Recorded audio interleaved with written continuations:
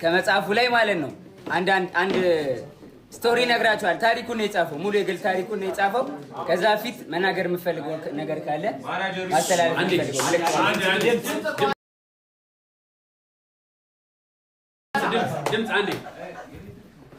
እዚህም ቤት ውስጥ ያላችሁ በቀጥታ የምትከታተሉንም ቤተሰቦች ለዚህ ቀንና ለዚህ ሰዓት ስላደረሰን እግዚአብሔር ይመስገን፣ በጣም እናመሰግናለን።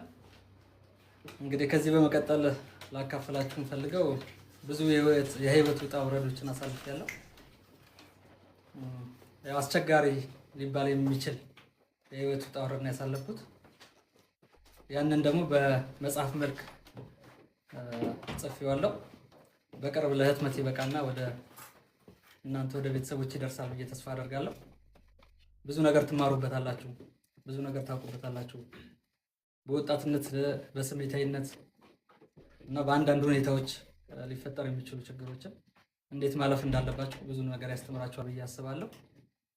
እንግዲህ ያው ብዙ ሰው ስለኔ ታሪክ እንደሚያውቀው አንዳንድ ጊዜ የተዛባ ታሪክ የሚቀርበው ግን እውነተኛው ትክክለኛው ነገር መጽሐፍ ላይ ታገኙታላችሁ። በቅርብ ቀን መጽሐፍ ይወጣል።